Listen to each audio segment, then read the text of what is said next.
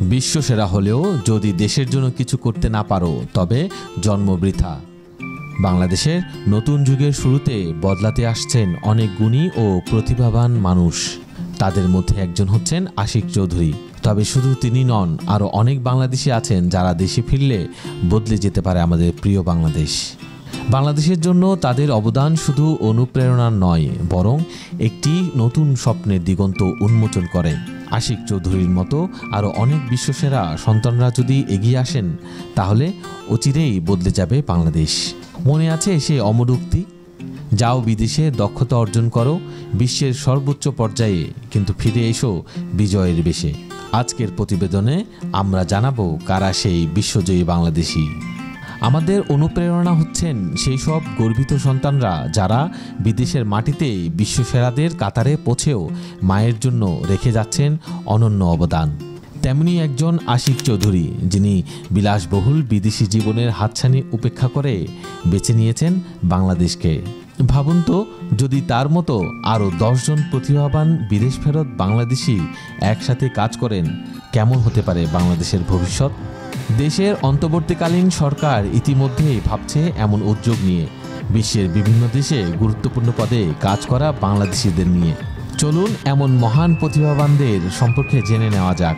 জায়েদ সবুর বর্তমানে search engine giant গুগলের principal engineer হিসেবে কাজ করছেন। প্রযুক্তির মূল কাঠামো গঠনে তার অবদান অনন্য। ক্যারিয়ারের শুরুতে নিজ হাতে কোডিং করতেন, কিন্তু এখন তার নেতৃত্বে 60 থেকে 70 জন প্রকৌশলীর একটি নিজস্ব টিম কাজ করে। তার তত্ত্বাবধানে বিভিন্ন টিমের কয়েকশো কর্মী গুরুত্বপূর্ণ প্রকল্পে কাজ করেন। উল্লেখযোগ্যভাবে গুগল অ্যাসিস্ট্যান্ট স্মার্ট ডিসপ্লে তৈরির প্রজেক্টের নেতৃত্বে দিয়েছেন তিনি। বর্তমানে গুগলের কৃত্রিম বুদ্ধিমত্তা AI প্রকল্প জিমিনি মোবাইল অ্যাপ তৈরির ইঞ্জিনিয়ারিং টিমের প্রধান হিসেবে কাজ করছেন বাংলাদেশের গর্ব জায়েদ সবুর। জাওয়াদ করিম বিশ্বের প্রভাবশালী 10 বাংলাদেশিদের মধ্যে দ্বিতীয় অবস্থানে রয়েছেন জাওয়াদ করিম। তিনি অনলাইন ভিডিও প্ল্যাটফর্ম ইউটিউবের সহ-প্রতিষ্ঠাতা। জাওয়াদ জার্মানিতে জন্মগ্রহণ করলেও তার মূল শিকড় বাংলাদেশে। 1992 সালে তিনি পরিবারসহ যুক্তরাষ্ট্রে পাড়ি জমান। পেপ্যালে কাজ করার সময় সহকর্মী চ্যাড হ্যাডলি ও স্টিভ চেনের সঙ্গে 2005 সালে ইউটিউব গড়ে তোলেন, যা আজ বিশ্বের অন্যতম জনপ্রিয় ভিডিও শেয়ারিং প্ল্যাটফর্ম। তানভীর হক বিশ্বজুড়ে কোটি কোটি মানুষ জনপ্রিয় অ্যাপ স্ন্যাপচ্যাট ব্যবহার করেন। এই অ্যাপে থাকা বিভিন্ন ফিল্টার ব্যবহার করে বাস্তব জগতের সঙ্গে যুক্ত করা হয় বিভিন্ন 3D উপাদান। কখনো মনে হয় আপনি কোনো জঙ্গলের সামনে দাঁড়িয়ে আছেন, বা আপনার ঘরের এক কোণে যে কোনো কার্টুন চরিত্র নেচে চলছে আনন্দে।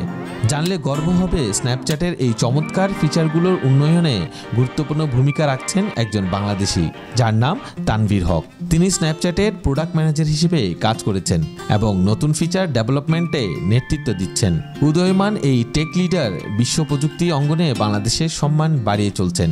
রোয়ান হোসেন বাংলাদেশের ক্রিকেট যখন ধারাবাহিক ব্যর্থতার মধ্যে দিয়ে যাচ্ছে, তখন বিশ্ব ক্রিকেটের সেরা দল অস্ট্রেলিয়া তাদের সাফল্যের পেছনে একজন বাংলাদেশির অবদান রাখছে। তিনি হলেন রোয়ান হোসেন। বিশ্ব চ্যাম্পিয়ন অস্ট্রেলিয়ান ক্রিকেট দলের পারফরমেন্স বিশ্লেষণে গুরুত্বপূর্ণ ভূমিকা রাখছেন তিনি। অথচ বাংলাদেশে ক্রিকেটের অবস্থা দিন দিন দুর্বল হচ্ছে। যদি রোয়ানকে দেশের ক্রিকেট উন্নয়নে যুক্ত করা যায়, তাহলে বাংলাদেশের ক্রিকেটও নতুন উচ্চতায় পৌঁছাতে পারে। রুমি আলী বিশ্বখ্যাত ব্যাংক জেপি মর্গান এবং IFCতে উচ্চ পদে কাজ করা একজন অভিজ্ঞ অর্থনীতিবিদ রুমি আলী। তিনি বাংলাদেশের এবি ব্যাংকের পরিচালক বোর্ডের চেয়ারম্যান ছিলেন। তার নেতৃত্বে এবি ব্যাংক 2021 সালে নেট মুনাফায় 82% প্রবৃদ্ধি অর্জন করে। তবে ব্যাংকের মূলধনী সংকট এবং বোর্ড পরিচালনায় চ্যালেঞ্জের কারণে তিনি পদত্যাগ করে আবার বিদেশে ফিরে গেছেন। আন্তর্জাতিক আর্থিক অঙ্গনে বাংলাদেশের প্রতিনিধিত্ব করে গেছেন তিনি সুনামের সঙ্গে। ডক্টর রাগিব হাসান তথ্য নিরাপত্তা এবং উচ্চশিক্ষা খাতে আন্তর্জাতিক খ্যাতি অর্জন করেছেন। ডক্টর রাগিব হাসান তিনি আমেরিকার ইউনিভার্সিটি অফ আলাবামায় অ্যাসোসিয়েট প্রফেসর হিসেবে দায়িত্ব পালন করেছেন। বাংলা উইকিপিডিয়ার প্রতিষ্ঠাতাদের মধ্যে অন্যতম তিনি। 2005 সালে তিনি প্রথম বাংলাদেশি হিসেবে উইকিপিডিয়ার প্রশাসক হন। বর্তমানে তিনি teachers.com নামক একটি অনলাইনে উচ্চশিক্ষা প্ল্যাটফর্ম পরিচালনা করছেন, যা ইতিমধ্যে গুগলের পুরস্কার অর্জন করেছে। এরা শুধু নিজেদের ক্যারিয়ারে সফল হননি, বরং বাংলাদেশের জন্য গৌরব বয়ে এনেছেন। তাদের অভিজ্ঞতা এবং প্রতিভা যদি দেশের উন্নয়নে কাজে লাগানো যায় তাহলে বাংলাদেশের ভবিষ্যৎ অনেক উজ্জ্বল হবে। সালমান খান, শিক্ষায় এক নতুন বিপ্লব। বাংলাদেশি বংশোদ্ভূত সালমান খান MIT ও হার্ভার্ড বিশ্ববিদ্যালয়ে পড়াশোনা শেষ করে 2006 সালে প্রতিষ্ঠা করেন খান একাডেমি।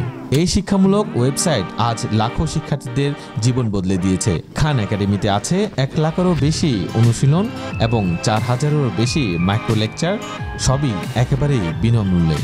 বিশ্বের যে কোনো প্রান্ত থেকে শিক্ষার্থীরা এই সাইটে পড়াশোনা করতে পারে। সালমান খান এখন বিশ্বের শীর্ষ 10 প্রভাবশালী বাংলাদেশির তালিকায় 4র্থ অবস্থানে রয়েছেন। তার তৈরি শিক্ষা বিপ্লব বাংলাদেশেও ইতিমধ্যে ছড়িয়ে পড়েছে। এমন অনেক গর্বিত বাংলাদেশি রয়েছেন যারা দেশে ফিরলে বাংলাদেশের অগ্রগতি হতো আরও দ্রুত। ভাবুন তো, গল্পটা যদি এমন হয়, তুমি যদি তোমার সর্বোচ্চটা দাও দেশের জন্য, তবে আমার বাংলাদেশ হবে বিশ্বের সেরা। তুমি হতে পারো পরবর্তী হামজা চৌধুরী কিংবা আশিক চৌধুরী। এই প্রতিভাবান মানুষগুলো যদি দেশপ্রেমের টানে দেশে ফিরে আসেন, তবে লাল সবুজের বাংলাদেশ ফিরে পাবে নতুন এক পরিচয়। অনেকের মনে প্রশ্ন, কেন এই বিশ্বকাপানো বাংলাদেশিরা এখনও দেশে আসছেন না? দেশের বর্তমান অবস্থা এবং সুযোগ সুবিধার অভাব হয়তো একটি বড় কারণ। তবে ইতিমধ্যে বেশ কয়েকটি সূত্রে জানা গেছে, দেশের বর্তমান অন্তর্বর্তীকালীন সরকার বিশ্বের নামকরা এই প্রতিভাবানদের দেশে ফিরিয়ে আনতে কাজ শুরু করেছে। কেউ কেউ বলছেন ডক্টর ইউনূসের কৌশলে দেশকে বদলানোর পরিকল্পনা রয়েছে এবং যে কোনো সময় এই বিশ্ববিখ্যাত বাংলাদেশিরা দেশের হাল ধরতে ফিরতে পারেন।